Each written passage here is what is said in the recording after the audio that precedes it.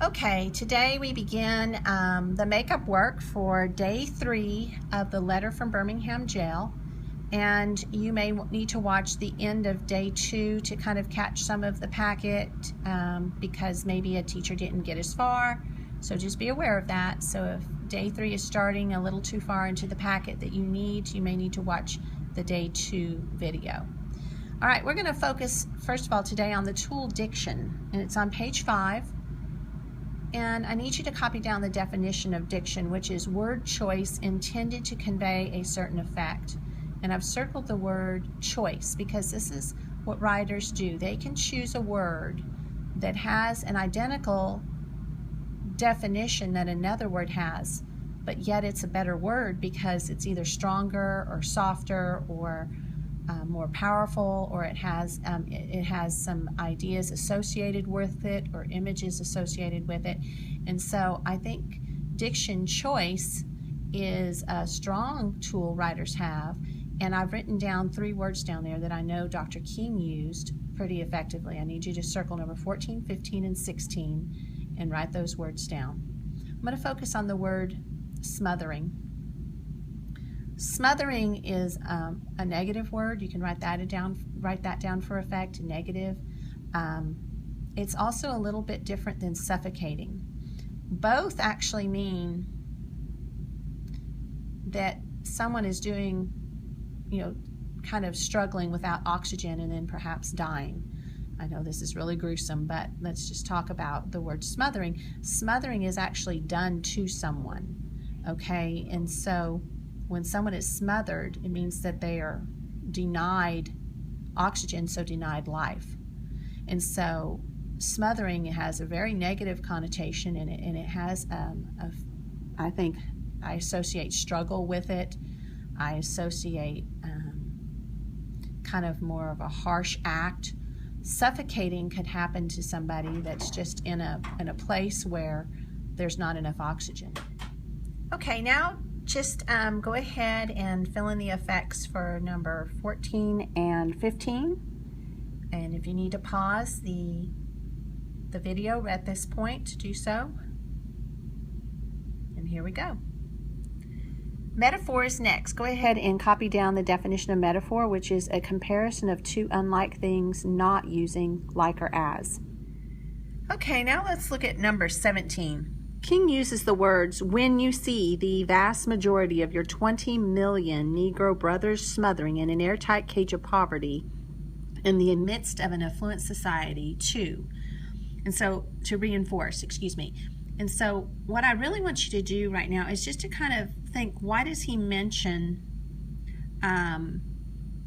this idea about poverty in an affluent society? Okay, what is he basically trying to point out to the clergymen about poverty?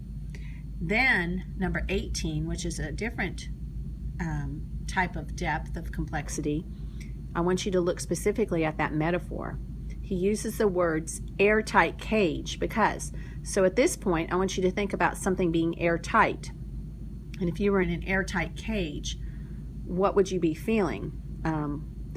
And maybe even talk about smothering in the airtight cage, and how that smothering in an airtight cage of poverty is like airtight cage, how it's like poverty. What does poverty do to the black family? Okay, so I want you to fill out number 17 and 18 on your own, and we're going to turn the page.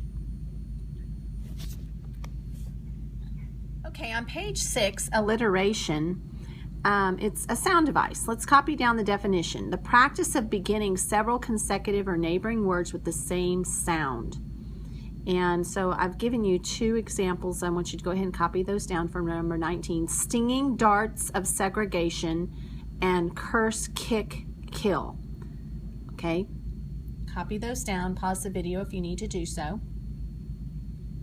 Now I'm going to talk about letter B, the example letter B, okay? And how the words curse, kick, and kill all have really hard sounds, okay? And so what I wrote, the effect of these hard sounds, why does King want maybe hard sounds to describe that example of the police brutality, and I wrote, these words and their harsh sounds are related to violence. Now, what I want you to do is just to think, and I don't know if there's an exact right answer here, but just try to think about it. Why does King use the ST and the TS sounds in stinging darts of segregation? Okay, what's the effect there? Maybe think about what stinging darts are and what segregation is, and maybe those sounds really do emphasize something. I like to say that alliteration is like sprinkling a little bit of sound device in there just for effect. It helps the listener or the reader pay better attention. If you dumped a whole lot of alliteration in there, it would end up being a tongue twister, like Peter Piper picked a peck of pickled peppers. That's like alliteration on steroids, okay? It's to the 100th degree alliteration. So you don't really want to do that. Poets will just sprinkle it in, and I think that Dr. King is rather poetic even in his prose, and he does it to help us pay better attention, or maybe to make an effect or to reinforce something. All right, so I'll pause the video right now if you need to do so, but right now I'm going to show you this example of a literacy test. And we talked about this in my class earlier this week because we wanted to talk about how the court system was a little bit unfair in Alabama, and how voters were required to take a literacy test, and depending upon which person walked up to the voter registration secretary's desk, it affected, it determined which test they were given. They might be given the test, what is your name? And then you got it right, and so you could take, you got to register to vote. But if you were a black person, you might be given a test much like this one, and if you just read a few of these questions, you'll see that even a government teacher would be stretched to pass this test 100%.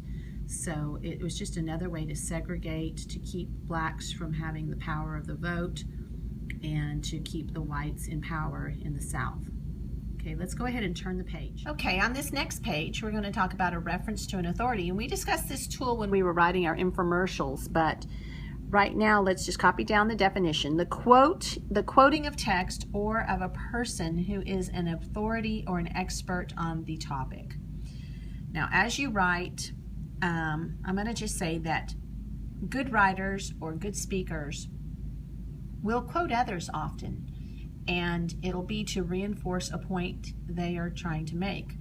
And Dr. King is very savvy, and he knows he's writing to clergymen. So what I want you to do right now is to read these two paragraphs and underline the name of the names of the two people that he is quoting, and then I'd like you to answer number 20 about why it gives him credibility, which is ethical appeal. Okay, how does it help him ethically? How does it give him credibility to quote these two people? And especially with clergymen, how does it make him more believable to the clergymen to quote these two particular historical figures? Okay, in the passage above, it talks about just and unjust laws and how he admits that breaking an unjust law is okay. And I'd like you to circle number 21, 22, and 23 and give me an example of a just law, which means a fair law. And then on number 22, give me an example of an unjust law, an unfair law. You may have to go back into a different historical, time when there were unjust laws. You could think of segregation laws. You could think of laws during World War II in Europe when the Nazi regime was in power. You could think of laws even here in America that they've since done away with because they weren't fair. So you can maybe even look up the word unjust law on the computer and see what pops and what laws. I mean, some strange stuff might pop, so be careful. But number 23. All right, now let's do number 23. How did segregation laws distort the soul and damage the personality? You might need to give some specific examples of certain segregation laws and how they hurt people, both black and white people perhaps. So I need you to answer very thoroughly number 23 as well, and then let's turn the page to number 8. Page 8. Now before we begin this next part, I have to tell you a little Old Testament story. about Shadrach, Meshach, and Abednego. They worked for a king named Nebuchadnezzar, and Nebuchadnezzar was full of himself and told all of his kingdom, the citizens in his kingdom, they had to bow down to him and to worship him. And if they did not, they would be killed. And the sad thing is that Shadrach, Meshach, and Abednego, they were Hebrew, and they chose to worship only the one God, Jehovah, and so they did not bow down. And Nebuchadnezzar threw them into a fiery furnace to kill them, and amazingly, they did not burn. Not even the hems of their garments were singed, and so they survived. But the point is that they opted to not follow his unjust law in order to follow God's law instead, which is, one of the 10 commandments, thou shalt not have any gods before me. And so what King does here in these two passages, he gives 6 different examples. So I want you to do number 24, highlight the examples of breaking unjust laws that King uses in his argument. Okay, so I want you to read the passages, or the 2 paragraphs, the passage, and highlight the 6 different examples of breaking unjust laws and how it was a good thing. That's the point he's trying to make. When you finish that, I then need you to circle number 25, 26, and 27. And basically what I'm asking you on number 25 is, how do these 6 examples help him argue logically? And what that means is, how did it appeal to the clergyman, or logically, how did these facts maybe convince them in a more intellectual way?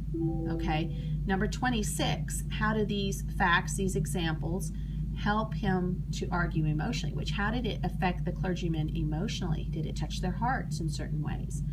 Did these examples touch his heart in certain ways? And then number 27, how do these examples help him argue ethically? What that means by that is, how does his listing of 6 examples make him more believable or credible, or it sound more intellectual?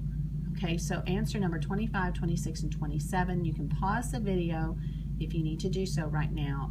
And then, now let's look at 28. This is probably the one question in the packet I really want you to answer with pretty strong insight and elaboration. So number 28, what part of King's letter do you think is the most persuasive, and why? So not just this part above on page 8, but the longer paragraph on page 3, and then the beginning of King's letter on page 2. Out of all of those different parts that we actually analyzed, what part do you think was the most persuasive?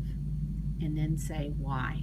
The why I've circled twice, because I really want you to explain your logic, your reasoning, why what he wrote would have been so convincing.